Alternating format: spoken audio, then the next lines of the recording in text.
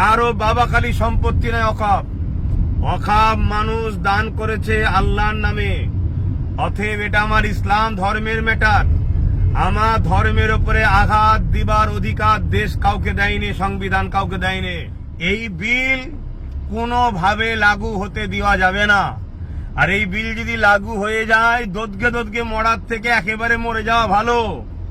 তাই সময় আছে, চলুন। আমি ফার্স্টে আছি, আসুন না দেখি। বড় দুঃখ তো এটাই, যখন তাপ লাগে তখন তো লড়ে বসতে মন যায়। আপনাদের কিছু হয়নি। অনেক গাল দিয়েছেন দাদা হুজুরের আওলাদ নবীর খানদানকে, অনেক গাল দিয়েছেন। সেই দুঃখগুলো ভুলে যায়নি, কথাগুলো ভুলে যায়নি। সেকুলারের নামে যেসব রাজনীতির দলকে ভোট দিয়ে ক্ষমতায় এনেছি, তাদেরকে একটু বলুন না লড়ে চড়ে বসতে। আজকে পুরো দেশ জুড়ে ওয়াকফ সম্পদের যে বিল যদি পাশ করে ফেলে, আমার মুসলিম কম আমি বলছি, আমরা দিশেহারা তো এমনি হয়ে আছি, আরো দিশেহারা হয়ে যাব। আসসালামু আলাইকুম ওয়া রাহমাতুল্লাহি ওয়া বারাকাতুহু। দূরে কাছে যে যেখানেই আছেন, সকলের উদ্দেশ্যে একটা কথা। দেখুন, অনেকে আমায় ফোন করছে বা আমার পেজের অফিসে জানাচ্ছে যে আজকে পুরো দেশ জুড়ে, আমার মহান ভারতবর্ষে, এই যে বিজেপি সরকার একটা ওয়াকফ সংশোধনের বিলের নামে 2024, যেটাকে ওয়াকফ সম্পদকে গ্রাস করার বা নিজেদের আয়ত্তে আনার ষড়যন্ত্র যে করছে, সেটাকে নিয়ে আমার বক্তব্য কি, আমার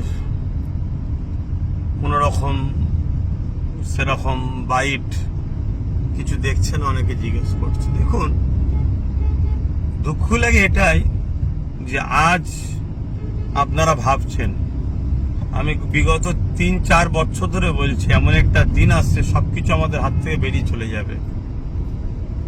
আমি তো ওয়াকফ সম্পত্তি নিয়ে কলিকাতার রাজপথ থেকে শুরু করে বাংলার অলিতে গলিতে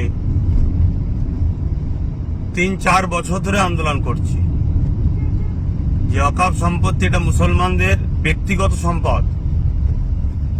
এটা মানুষ দান করে মহান স্রষ্টা রব্বুল আলামিনের নামে। অতএব এটাকে কখনোই কোনো সরকারের হস্তান্তর হতে পারে না। কিন্তু আমরা বিগত দিন থেকে দেখে আসছি, প্রতিটা সরকারই যখন ক্ষমতায় আসে, ওয়াকফ সম্পত্তির কোটি কোটি টাকা তারা লুটপাট করে, সম্পদকে বিক্রি করে দেয়। তার বিরুদ্ধেও তো আন্দোলন করে আসছি। তাই আমি বারবার বলেছিলাম যে আসুন, ঐক্যবদ্ধ হন, সংগঠিত হন, নিজেদের সম্পদ নিজেরা দখল করুন, নিজেদের ধর্মীয় এটা বিষয় নিজেরা রাখুন, নিজেরা পরিচালনা করুন, নিজেরা এর তত্ত্বাবধান করুন। কিন্তু অনেকে তো আমাকে গালিগালাজ করেছিলেন, অনেক সমালোচনা করেছিলেন, অনেক কিছু বলেছিলেন। হ্যাঁ, আজকে আমার বাইট দেখতে পাচ্ছেন না, কিন্তু লক্ষ লক্ষ মানুষের কাছে আমার সংগঠনের মাধ্যম দিয়ে তাদেরকে এই যে আজকে 2024 ওয়াকফ সংশোধনীয় বিলের নামে বিজেপি সরকার যে সংবিধান বিরোধী যে বিল পাস করার জন্য ঘৃণা চক্রান্ত করছে, তার বিরুদ্ধে ফুরফুরা আহলে সুন্নাত ওয়াল জামাতের লক্ষ লক্ষ যুবকরা, বাপেরা মায়েদের দ্বারা আমরা বাড়ি বাড়ি গিয়ে আমাদের সংগঠনের মাধ্যম দিয়ে ওই স্ক্যান করে, যেটা মুসলিম পার্সোনাল ল বোর্ড চেয়েছে, পাটাবাদ যে ব্যবস্থা করতে বলেছে, সে কাজ অলরেডি আমাদের চলছে।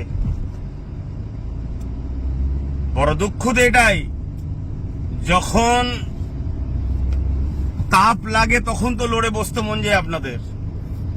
ফোন করে অনেকে সমালোচনা করছেন। হ্যাঁ, দেখুন, 3 বছর কম বেশি আগে থেকে আমি বলে আসছি, যেমন একটা দিন আসছে দিশে হারা হয়ে যাবেন, চোখের পানি নয় খুন বেরোবে।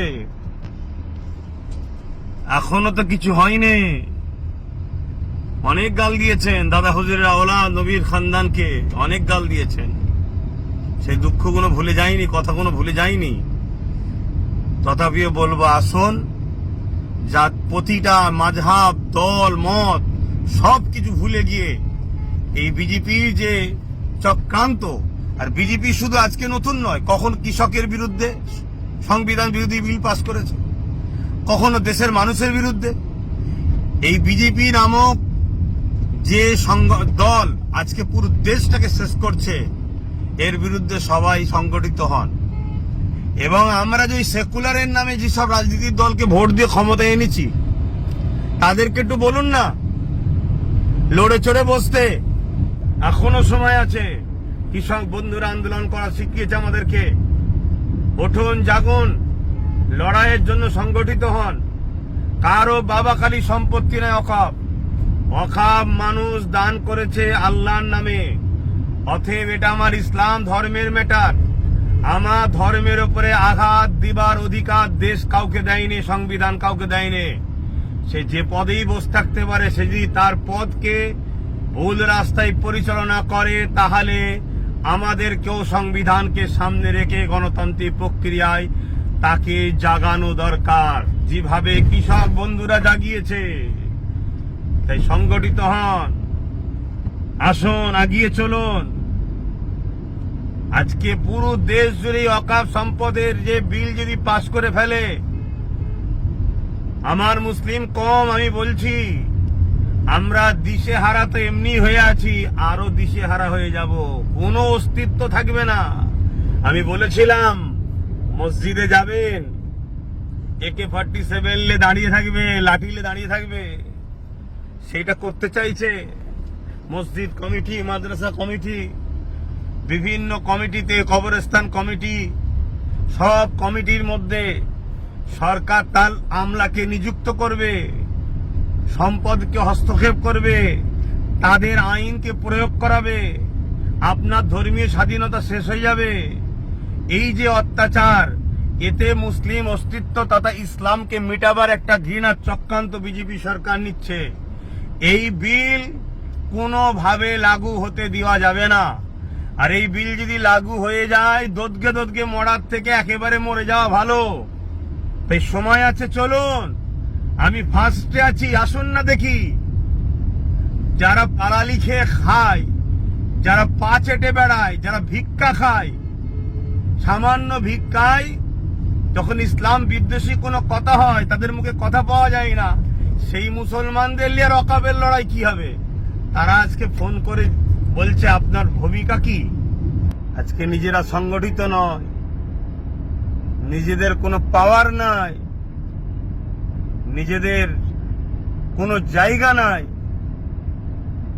আরো একটা কথা, হিন্দু আর হিন্দুত্ব দুটোকে কিন্তু একভাবে মিশিয়ে দেবেন না।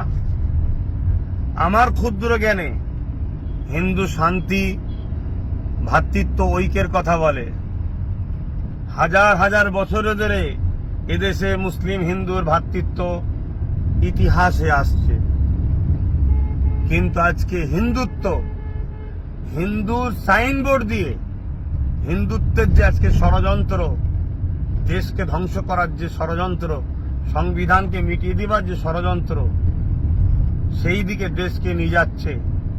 তাই ইসলামের ঐতিহ্য, 400-500 বছরের ওয়াকাফ স্টেট, ওয়াকাফ সম্পত্তির মসজিদ যা আছে, সেগুলোকে বিরান যদি না করা যায়, তাহলে এটা একটা কিন্তু আপনার আমার জন্য একটা প্রমাণ দিচ্ছে যে এই দেশে হাজার হাজার বছর ধরে আমাদেরও পূর্বপুরুষরা চলে আসছে। তাই এই স্মৃতিগুলোকে মিটাতে হবে। মিটানোর জন্যই আজকে এই অকাফ সংশোধনী বিলের নামে অকাফ সম্পদকে হস্তক্ষেপ করার, নিজেদের দখলে নিবার একটা ষড়যন্ত্র বিজেপি গভর্নমেন্ট করতে চাইছে।